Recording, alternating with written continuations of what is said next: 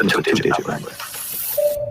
Hello, welcome back to my channel. So let's talk about Indy and Harry in the season finale. So Indy's mom came back from talking to Harry, and Indy was super annoyed because Harry just got done calling her and chewing her out after her mom left Harry in the middle of the city. But come on, we know production gave him a ride home. They probably told him to walk down the street to make it look like he had to walk.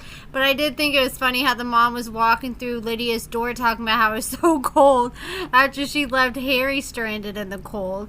So her mom told Indy she needs to make a decision because it's dumb to continue waiting around on Harry.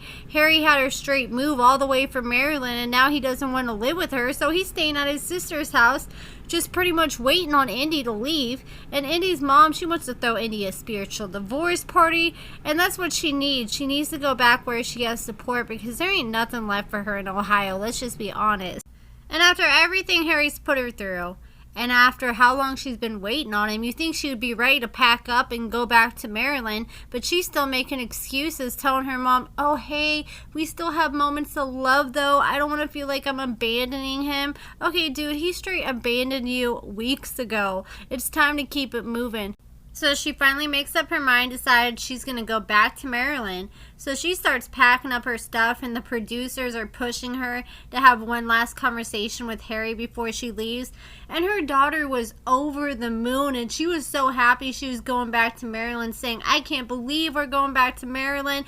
Finally, finally. Indy was saying she felt bad because she doesn't know how to explain to her daughter that they're going back to Maryland and Harry isn't coming with, and she doesn't think her daughter is going to understand what's going on. But Coco ain't worried about him. Harry's barely been around her, and she's so young, she's only worried about who's in her face or there on a day-to-day basis. That little girl is just ready to go be back around her family and what she knows. So Indy called Harry and let him know that she was leaving, and Harry came over to talk to her one last time, and Harry was still pissed about Indy's mom dropping him off in the middle of the city. And Harry just needs to stop with trying to sound intelligent, because he straight said at a certain age you usually start giving your parents a break, and that number usually starts with a 1 and is a 2-digit number. Like, I had to rewind a few times because I just couldn't believe Harry's little stupid math riddle. I don't think he even knew what he was talking about. So Harry starts off complaining about what Indy's mom did to him, and pretty much acting like Indy is so inconsiderate because she doesn't care about the effect that had on him having to walk in the cold.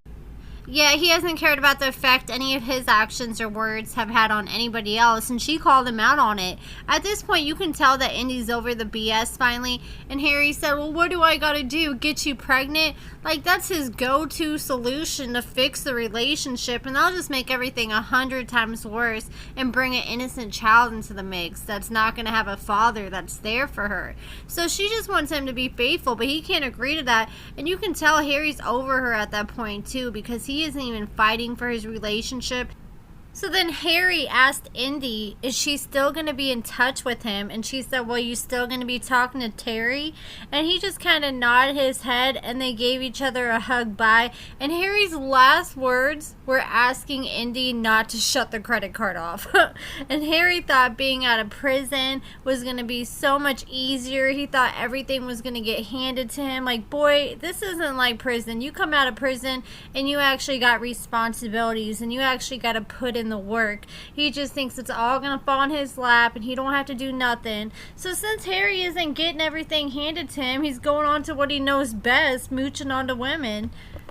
And then they show Harry at Terry's house, and he's talking about how he's an amazing cook as he's cooking these eggs in like this grease or oil. I ain't never seen an egg cook like that in my life. I don't know who is teaching this dude how to cook eggs, but that's not it.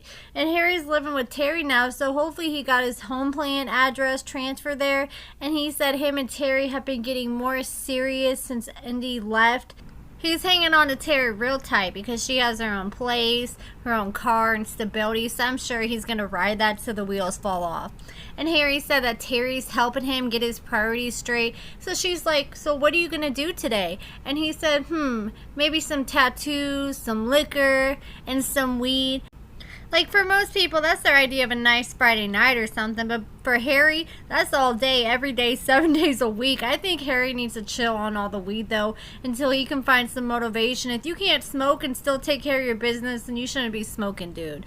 Harry tries to, like, claim Indy was always stressing him out and Terry's always chill and comforting. But then Harry snuck into Terry's kitchen and turned around and called Indy. And she didn't answer, thank God. I'm glad she's finally done with this dude and seeing him for what it really is. She thinks that Terry ruined their relationship, but she was grown about it. She said that it takes two to tango, and if it wasn't for Harry, then Terry wouldn't be in the picture. And that's facts. I can't stand when a girl gets mad at just a girl for cheating, like, with their man. Because, yeah, if that girl knew about it, then they're a homewrecker. That's not cool. But at the same time, that wouldn't even be a problem if the dude knew how to make boundaries and think with the right head. And Harry says he has enough love to go around and temptation is real. So Harry is going to keep being Harry, obviously. I don't know why Terry wants him. You don't want a dude who cheats on his girl with you. And if you do, don't act surprised when he turns around and does the same exact thing to you. And Indy's back in Maryland. And last I heard, she had all her own place. She was getting set up. It looked like she was staying with her sister when Harry called her. But last I heard, she was staying in her own place. And Harry's still living with Terry.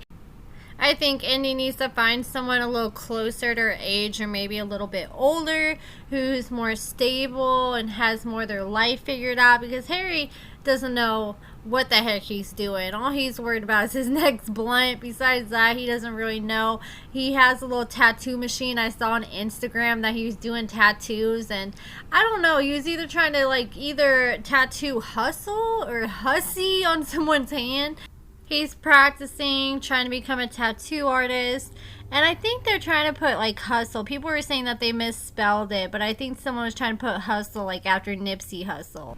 But let me know your guys' thoughts about that in the comments below. It's just, man, like, today's Friday, and usually I wake up every Friday super excited because Love After Lockup is coming on that night, and it's really sad. This is what my life's come to. I get so excited about a freaking TV show. But now it's like I just don't have that same excitement for Mama June. I mean, I'm still going to be watching it and covering it, but it's just not going to be the same. I wish that Love After Lockup would start doing what 90 Day Fiancé does and have like 3 different spin-offs going at once. So WeTV, you need to take notes. But that's it for this video. Make sure you give this video a thumbs up, subscribe, and thank you so much for watching.